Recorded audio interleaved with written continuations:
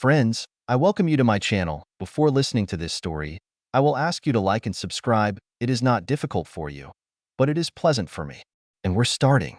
This story is my application for participation in the Valentine's Day 2024 contest. Please vote for her if you like this story. This is the first competition I participate in, so I hope you will be friendly.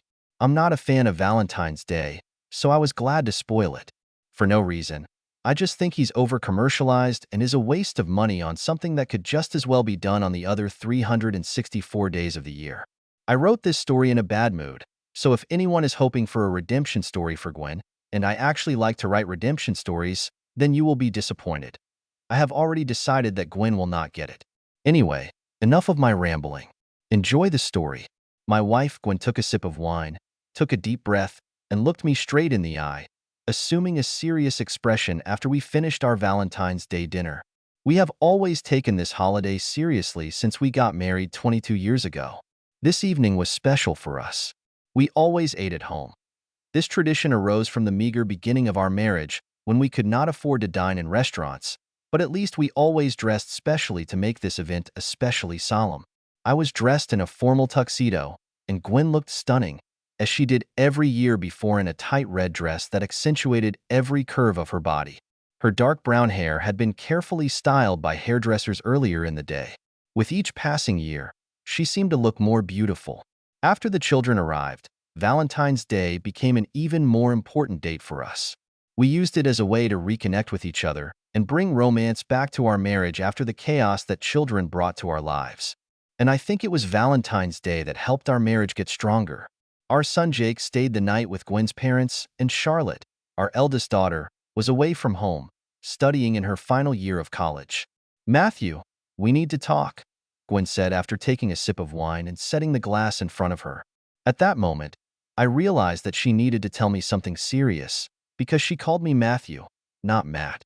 She always called me Matthew when she needed to talk to me about something important. "Matthew, I love you. Matthew, I'm pregnant.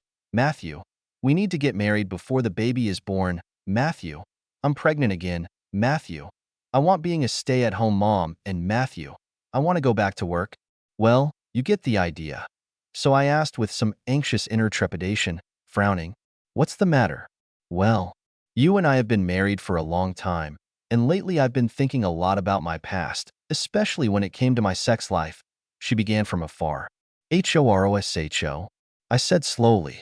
At the same time, the hairs on the back of my neck began to stand on end. I had a terrible feeling that something very serious was about to happen, especially since she only mentioned her sex life and not ours. "As you know, you were my only partner, and it was you who took my virginity. On the other hand, when we met, you already had an intimate experience," Gwen reminded. "I was only with 2 other girls before you and I started dating." I laughed sarcastically, involuntarily defending myself. "In total, I've only been in a relationship 3 or 4 times, so I couldn't consider myself a particularly experienced guy in an intimate way. To be honest, I think I was pretty inept in bed. But anyway, keep going." "Well, the thing is, Matthew, that anyway, you slept with 2 other girls, and I got pregnant with Charlotte just a few months into our relationship," Gwen continued, as if complaining about some supreme injustice. "The only mistake I've never regretted," I smiled. "The real truth was that I panicked at the time. I was young, stupid, and terribly afraid of getting my girlfriend pregnant at the age when I was too young to become a father. A tough male conversation with my father put me in my place and made it clear what is the most important thing in my young life. In the end, Gwen and I got married. Yes, it was a classic shotgun wedding. Except that my father was holding the shotgun, and despite everything, our marriage was a success. This turned out to be enough for Jake to be born a few years later. The American idiom, shotgun wedding, has a literal translation in Russian, which even corresponds to the stylistic coloring of the English expression. It is a wedding on the fly, i.e. marriage as a result of an unplanned pregnancy. Now this term is becoming less common in English-speaking countries, but in the good old days, the father of a girl who was unexpectedly knocked up could unequivocally threaten a guy with a shotgun, if he suddenly started balking and did not want to marry her. At least until now I thought we had a great and lasting union. But now I have this nagging feeling that any minute now Gwen is going to draw a line under our hitherto happy marriage. Gwen smiled and nodded in agreement to my comment. Me too, she said happily. In general, I've been thinking a lot about what it's like to make love to other men, and this is an area that I would really like to explore. In short, I would like to make our marriage open. That's it, I whispered, barely audible, and my heart almost stopped beating. That's what I knew. That figurative wrench she threw at me was huge and was flying fast, spinning, right at my head. That's it. What do you think? What is it? She asked, watching my reaction carefully. I was a little worried.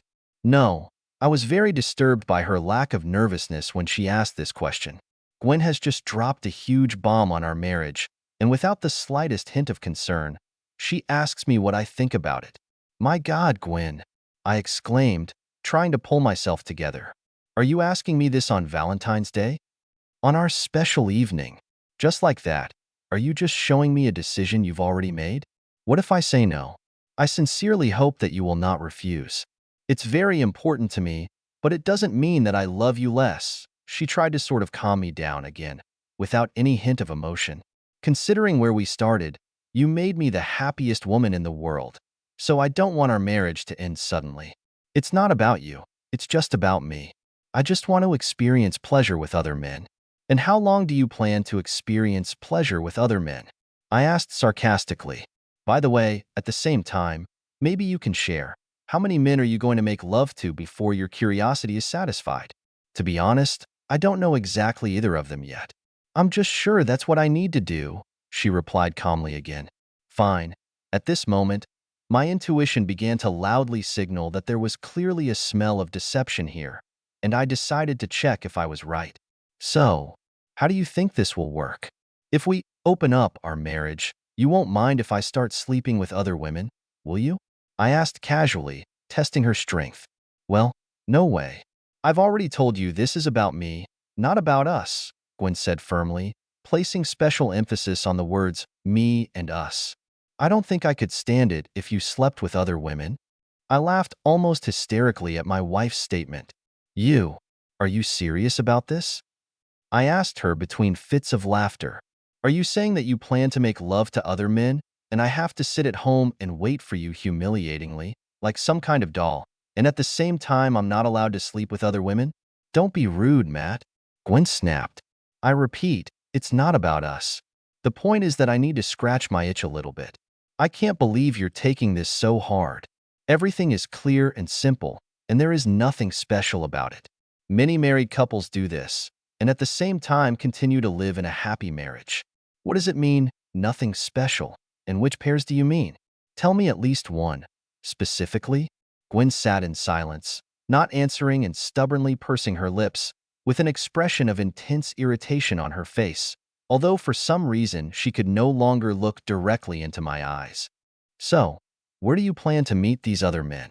I interrupted a prolonged tense pause when it became obvious that there would be no response from her. Well, I would meet them wherever I see a man I like. For example, in the office or… Wait a minute. Do you already have someone in mind? I asked suspiciously, interrupting her in the middle of a sentence. I don't think it was a coincidence when she first mentioned the office. Since Gwen blushed deeply almost immediately, I got my answer. The rat is about to stick its curious nose out of its hole. Gwen was watching me intently now, her eyes narrowed as I leisurely filled my glass with a new and very large portion of wine. So do you agree to open our marriage or not? She couldn't stand it anymore, and there seemed to be an urgent plea in her voice. By my reaction, I made it clear to Gwen that I was not satisfied with the conditions set for her, and I, in turn, felt that she was beginning to panic because she had not received the desired answer. I almost emptied my wine glass in one deep gulp before I answered her. The thing is, Gwen, everything you've told me here is bullshit, isn't it? Matt, how dare you? My wife flushed angrily. I wanted to come to our mutual decision, made together as a couple. Huh. And you're also saying that what you insist on is mutual? I retorted indignantly, drawing sarcastic air quotes on the last word. What's the matter with you? Gwen looked really furious now. Mark Taylor, I said, grinning. looking her straight in the eye. Those two words instantly had the effect of a bomb exploding on Gwen, or rather, a balloon suddenly bursting, from which all the air was released. Who? All her anger disappeared immediately, but suddenly a nervous tremor appeared, which was surprisingly absent at the beginning of our conversation. Stop talking nonsense. Now I'm angry. Mark Taylor, your work colleague. He joined your company about 8 months ago. You must have taken a fancy to him and you to him, because you've been dating behind my back for how long? 3 or all 4 months? How do you like this mutual decision?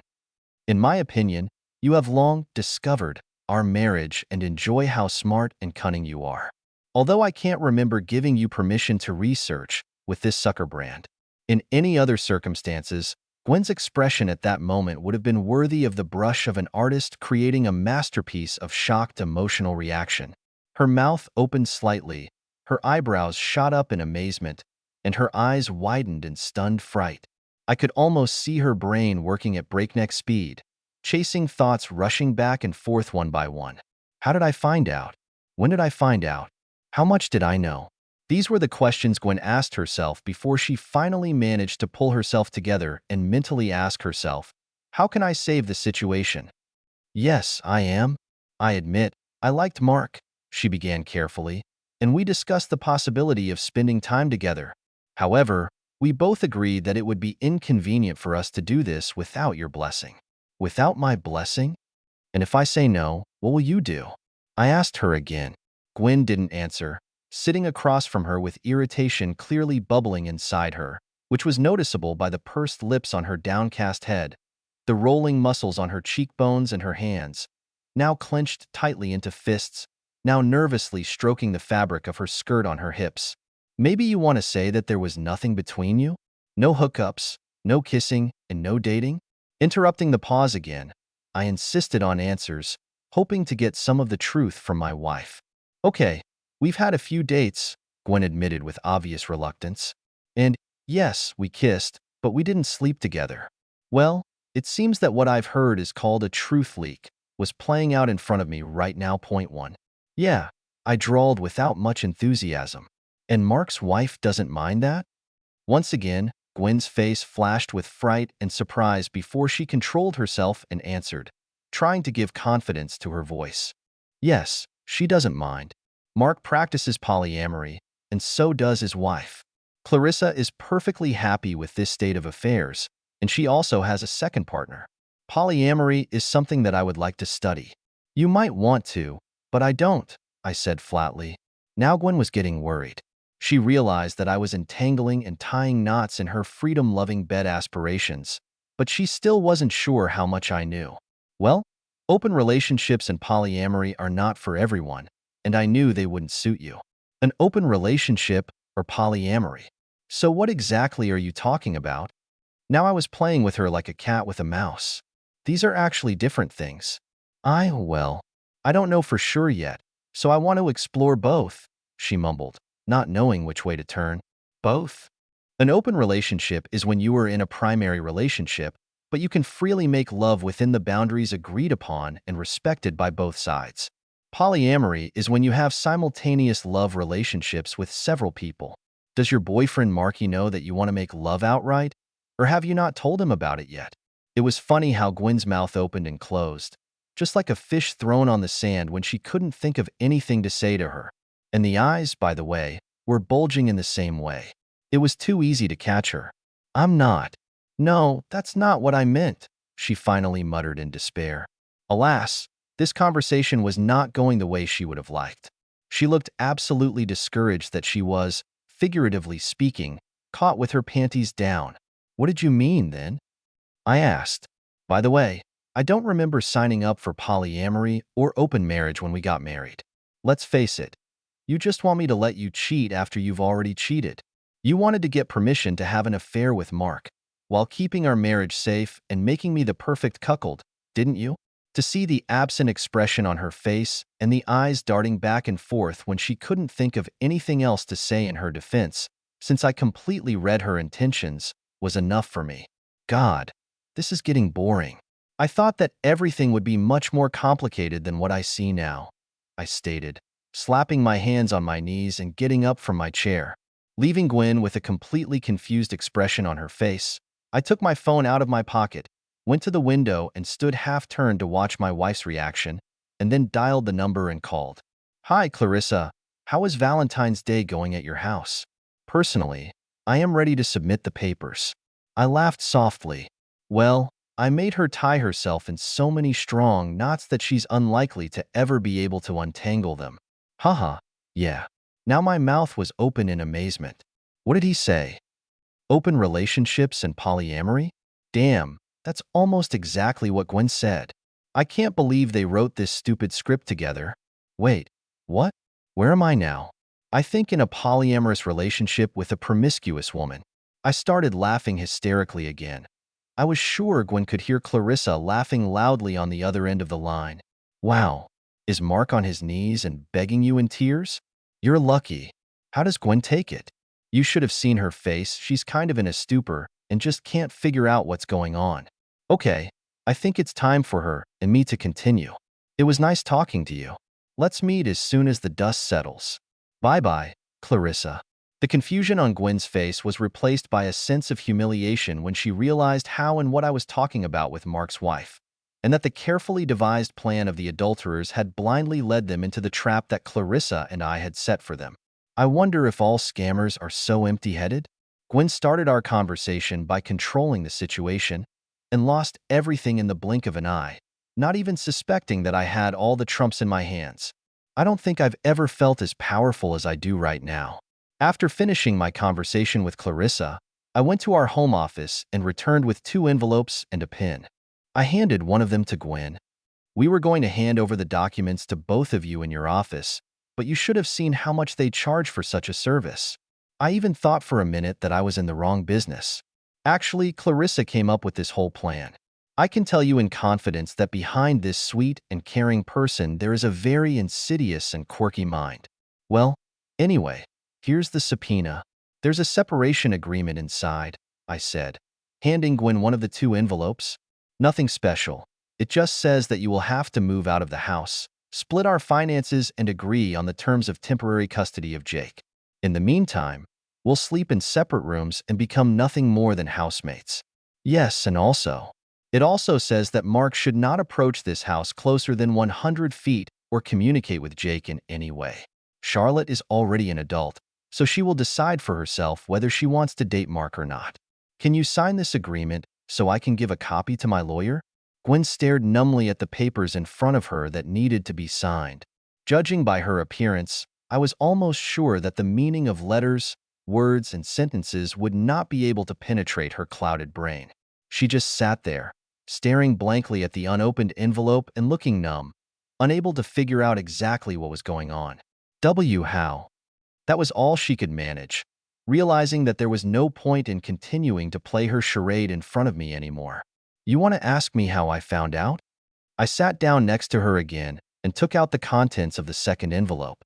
"I'm afraid I've known about this for a long time. I'm not sure exactly when you started cheating on me, but I can guess.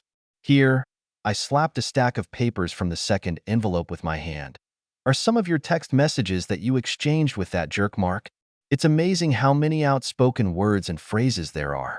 You've never said such dirty and obscene things to me. Did you go through my phone?"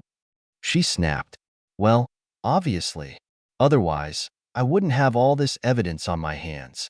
Then I posted in front of her some photos of her and Mark, especially for Best Weapon. And they kiss passionately, hug, go on dates, have dinner together, and from the outside look very similar to a couple in love.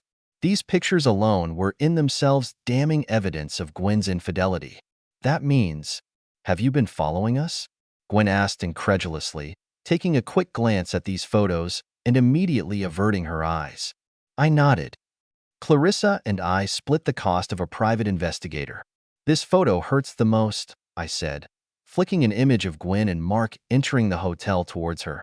"I can remind you, in case you forgot, it happened on my birthday. You told me then that you had to leave on a business trip urgently. Instead, you went to the hotel with Mark. It doesn't take a genius to figure out what you were doing there, does it? Damn, you couldn't spare me even one day. That was low even for you, Gwen." Did I deserve such disrespect from my own wife? I wasn't thinking. I didn't mean to deceive you, Gwen stammered, trying to build at least some kind of defense and justification for her actions. It's simple. Well, it turned out that way. You've always worked, and you've never been with me. I was lonely, and Mark became a good friend in the office, and I liked the attention he gave me. Then, well, you see, one thing led to another, and we fell in love with each other. If you were at home more often, perhaps this would never have happened. At the end of her confession, her tone imperceptibly changed from apologetic to accusing, and she launched a counteroffensive, as if I was no less to blame for her betrayal, if not more than she was. Then Gwen picked herself up and began to stare at the photo with several text messages in disbelief. "Wait, it's from Mark's phone," she exclaimed. "Well, dear, you didn't want to cheat on me, and I wasn't going to follow you. It just happened that way," I said, ironically repeating Gwen's own words. "You received a message from Mark while you were taking a shower. You probably needed him after returning home from your optional Kama Sutra classes with him. I was already suspicious of your behavior, especially since your work clothes began to look more obscene, and in addition, I discovered intimate underwear that I had never seen on you before. I caught a glimpse of only part of the message, but it was enough to get interested and look at other correspondence on your phone. And well, I came across a cloud of messages.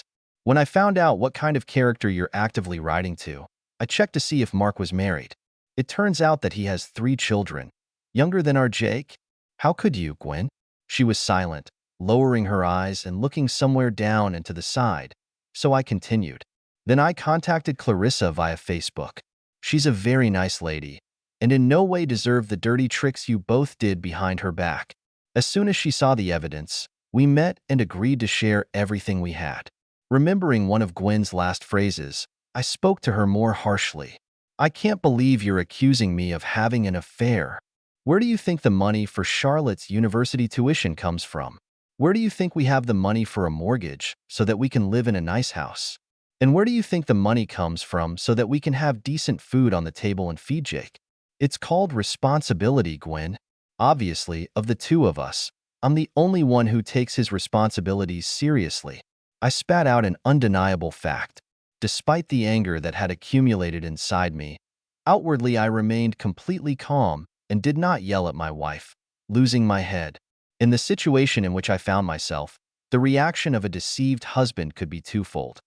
Either fall into a fit of rage, yelling at Gwen and blaming her for everything, or cry and beg her to come back, promising to become a better husband. The truth was that I had already been through all this. Clarissa and I supported each other throughout the entire process of discovering infidelity. Now my main feeling was relief. Relief that this nightmare is coming to an end. A thought occurred to me, and I sent a few short messages. A few seconds later, Gwen's phone rang. From the screams coming from the phone in a familiar voice, I realized that it was Charlotte. Honey, I can explain everything." Gwen begged our daughter desperately. "It wasn't like that. I know, listen. Please, no. You don't have to do this. Charlotte, me, I love you. Wait, honey, hello? Hello?" Gwen slowly took the phone away from her ear and began to sob. "Why did you tell Charlotte? You had no right to do that. She doesn't want to see me anymore. How could you?"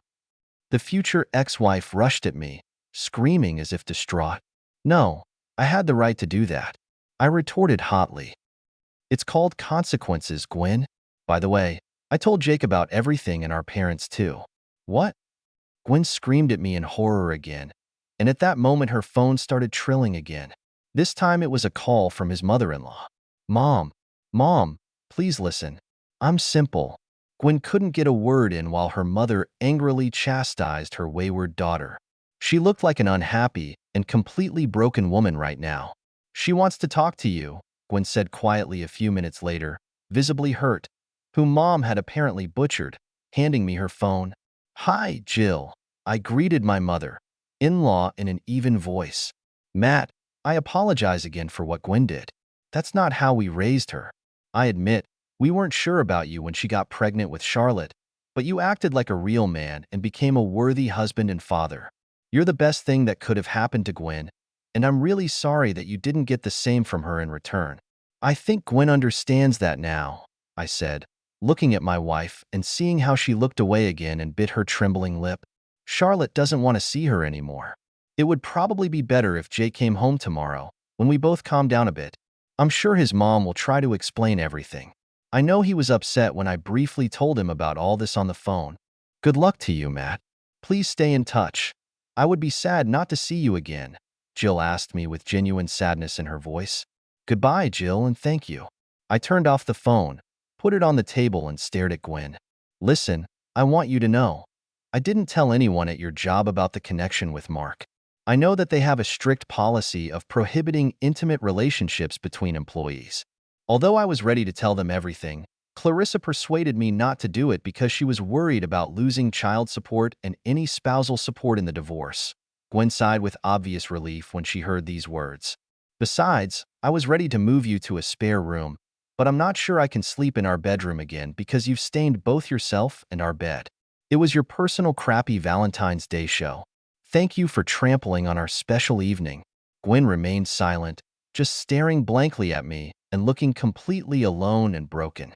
Since then, I have never celebrated Valentine's Day again.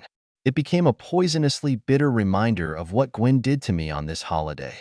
She completely ruined our previously always special evening.